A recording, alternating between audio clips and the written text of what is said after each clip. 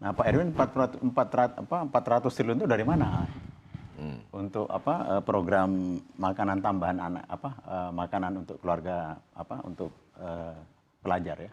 Oke. Itu pertanyaan saya. Baik, terima kasih Prof. Didik. Langsung saja mungkin ke Pak Tapi yang Hairul secara gitu ya. umum problem sekarang adalah korupsi di birokrasi maupun di parlemen. Ya. Di penerimaan seperti pajak itu gunung es yang luar biasa. Tidak henti-hentinya Pak Mahfud sudah mengatakan 359 triliun itu. Itu Menteri Menko Perekonomian yang itu untuk ketiganya. Bagaimana itu mengatasi seperti itu? Hambatan teman-teman saudara sekalian adalah birokrasi. Oke, birokrasi dan mungkin dari sisi penegakan hukumnya juga ya, seperti apa anti korupsinya begitu bisa digalakkan, bisa ditegaskan begitu. Bang Erwin, seperti apa? Ya, saya melanjutkan lagi karena masih banyak yang perlu saya tambahkan. Jadi penerimaan negara kita ini juga kita ingin menaikkan dividen BUMN. Terus terang BUMN kontribusinya terhadap penerimaan negara kita itu kecil sekali dibanding negara lain ya. Jadi kita ingin aset-aset yang nganggur, yang sleeping aset itu naik. Jadi kita ingin kinerja BUMN juga naik sehingga dividen dan kontribusinya kepada penerimaan negara itu naik.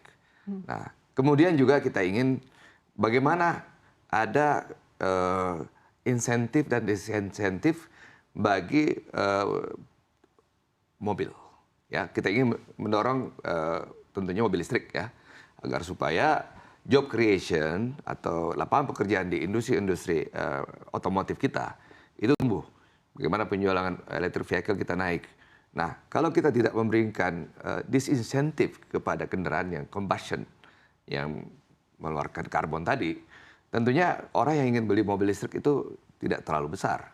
Makanya di beberapa negara sudah diterapkan kalau ingin plat mobilnya nambah, ya seperti Jakarta, mobil kedua, ketiga itu pajak kendaraannya naik. Nah, di daerah itu bisa menaikkan PAD-nya dengan itu, untuk memberikan insentif kepada kendaraan listrik supaya itu tadi karbon kita bisa turun ya. Nah, kita juga ingin menaikkan beberapa pendapatan kita dari sektor pertambangan. Makanya hilirisasi itu penting supaya investasinya besar di sini, kemudian ada pajak ekspor, kemudian ada perputaran yang terjadi di dalam negeri. Apakah itu nanti ada pekerjaan yang bertambah, kemudian ada PPN-nya bertambah karena ada jual beli. Dan lagi-lagi kita harus ada political will membentuk yang namanya Badan Penerimaan Negara. Mas Gibran tadi sudah menjelaskan bahwa kita jangan berburu di kebun binatang. Kita ingin memperluas kebun itu. Dan yang kedua, bagaimana yang tadi Mas Gibran sampaikan, bagaimana dana-dana swasta itu masuk juga. Terus terang Indonesia ini, Mas Tom bisa menceritakan, institutional fund atau sovereign fund yang masuk ke Indonesia rendah sekali. Itu boleh kita lihat bahwa Menteri Keuangan hanya mengembangkan global bond yang yield-nya tinggi 5-10 tahun. Kenapa nggak institutional fund atau sovereign fund yang masuk ke Indonesia yang 30 tahun yang yield-nya rendah. Nah ini terus terang kita butuh memperbaiki juga kepercayaan kita kepada institutional investors ini supaya mereka masuk lebih besar lagi di proyek-proyek infrastruktur, di proyek-proyek lain. Sehingga kita ingin yang dana swasta KPBU masuk, institutional fund masuk, penerimaan negara dinaikkan. Sehingga apa tadi disampaikan Pak Didik, bahwa kita ingin belanja 400 triliun terkait dengan makan siang gratis kepada murid-murid kita, itu terjadi. Dan ini investasi.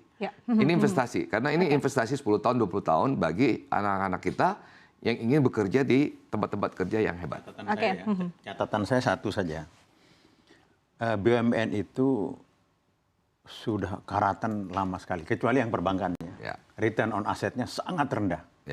Itu sangat rendah. Betul. Dan diketahui dari riset disertasi yang saya uji, itu orientasi entrepreneurship-nya di bawah 50%. Mengapa? Itu karena political action di dalam, bukan yang ini. Itu catatan aja kalau Pak Erwin memerintah, sangat berat sekali justru malah jadi beban. Padahal asetnya besar sekali, BUMN sangat besar.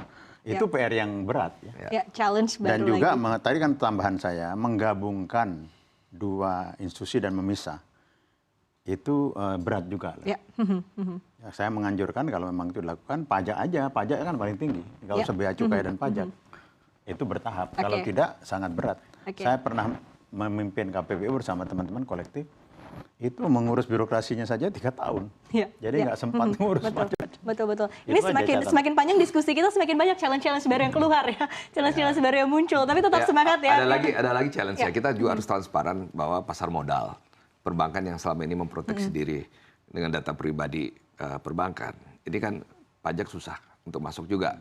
Kita ingin ada konektivitas di situ supaya pedagang pasar modal itu juga bayar pajak.